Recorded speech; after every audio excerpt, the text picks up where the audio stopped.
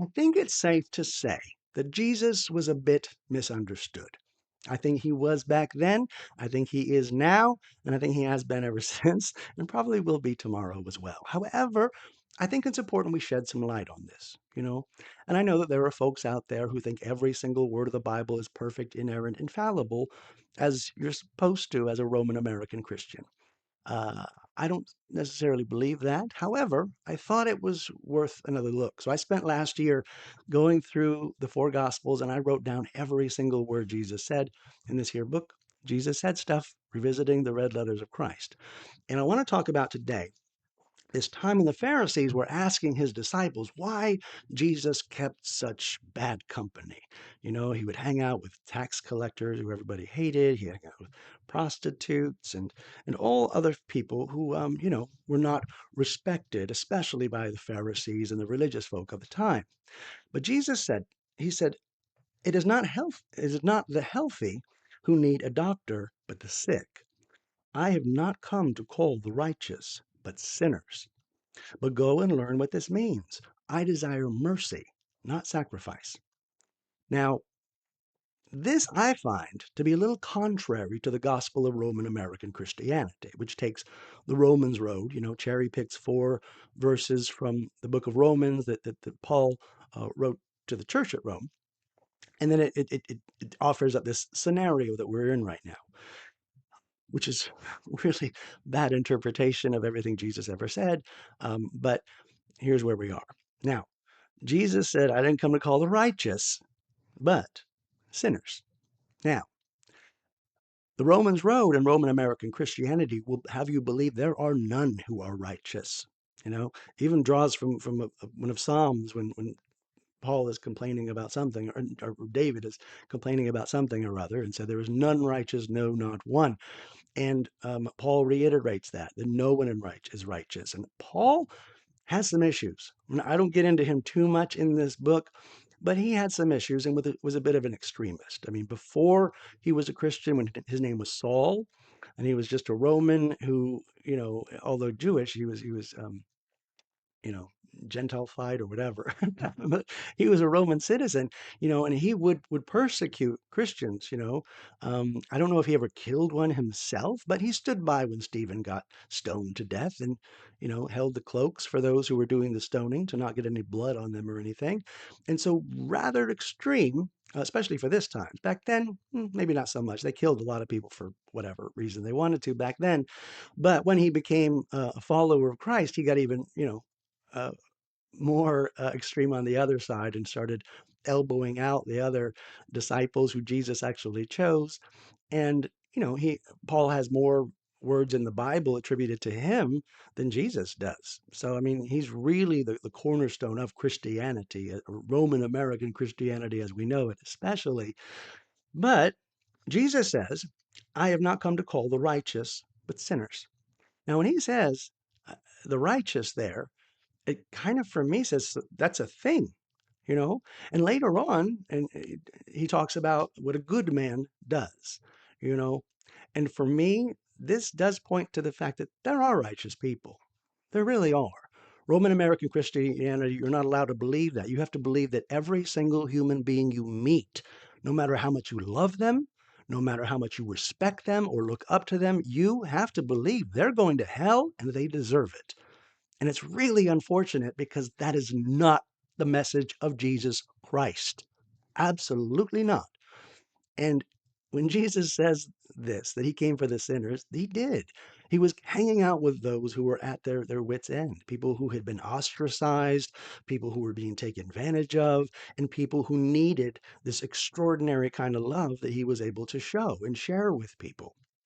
But the people who had it together, they didn't really need it, and that goes today as well. I have met righteous people. Are they perfect people? No, but they're righteous in their endeavors. They're noble. They care about people. And for me, the message of Jesus Christ that he had about loving your neighbor as yourself, about loving God with all you have, and even loving your neighbor or loving your enemy, that has been transcendent over the last 2,000 years. And now we're at a point where you have a lot of people who have this amazing amount of empathy in their lives because I think that spirit of Christ has flown through or you know been carried through humanity ever since. You know, there are two-thirds of the planet who consider themselves to be Christian right now. Now, most of them are not like, born again evangelical kind of folks, but this is just a tradition that they were brought up in. And that message of Christ has reverberated throughout the world, all over the globe. And you can see that now. Now, of course, we are given access to our screens now, and we're able to see what's going on in the world a lot more. And of course, there is still violence and all that. But if you look at the numbers, it's actually gone down percentage wise. We're a lot less violent than we used to be, a whole lot less violent. When you look at the stories of Jesus Christ and around the Bible, whole lot of killing going on. I mean, they would just kill messengers. We don't do that anymore. It's just not a thing. And we love our messengers. And even if they bring us bad news, we don't kill them for it. But back then, it used to be a thing. So, yeah, I get my point is here there are still righteous folk. And I don't think it's healthy or loving or kind to think of every human being on the planet as horrible sinners who need to become Roman American Christians in order to get to heaven, since that is not the gospel of Jesus Christ and not the message that he had. But I will say, if you find yourself in this place in your life where you just don't have any control at all, I believe you can reach out to God. You can connect with God. Now, I think it's done through a variety of different practices that aren't often practiced in Roman American Christianity. I fully believe Jesus was a meditator. I believe Jesus went to the wilderness for the silence that is in the wilderness, because that's where he connected with God. And I would encourage you, whoever you are, if you get a chance to spend some time in nature and enjoy that solitude, I encourage you to do it. Because if you listen hard enough, you'll hear the voice of God.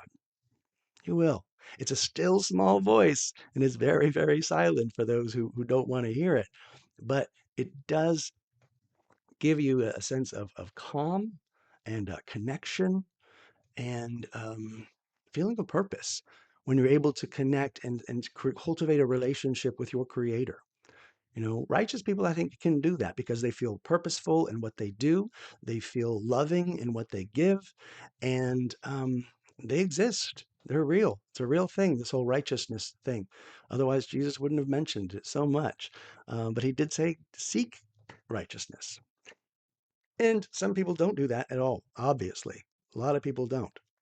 But there is this growing movement of people who recognize that they are spiritual beings having a human experience and see that and live that.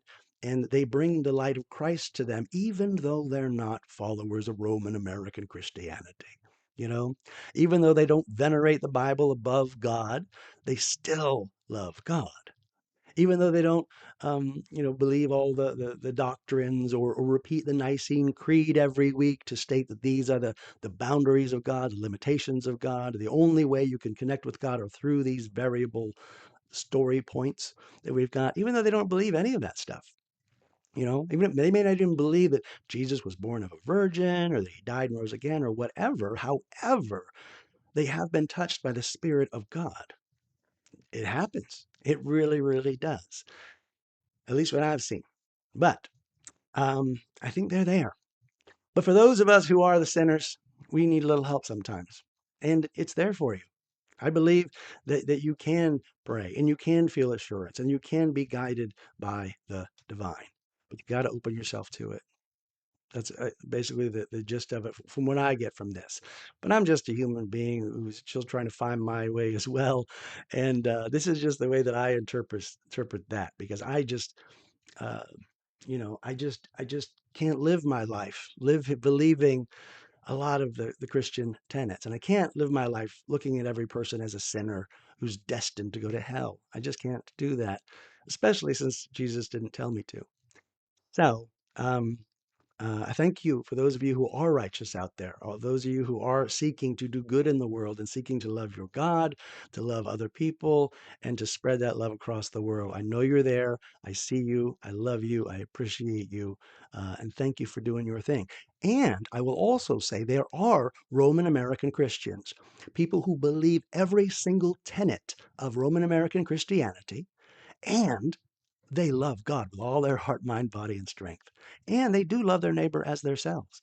There are people within that religion that do love that. And that is how, over the last 2,000 years, that religion has been used by God to feed the hungry, to shelter the homeless, to care for the sick and in prison.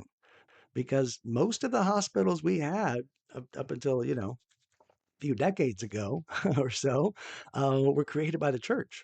Even today, you've got a lot of cities that have a Baptist memorial hospital, or a Lutheran hospital, or a Presbyterian hospital, because there is a lot of genuineness in that.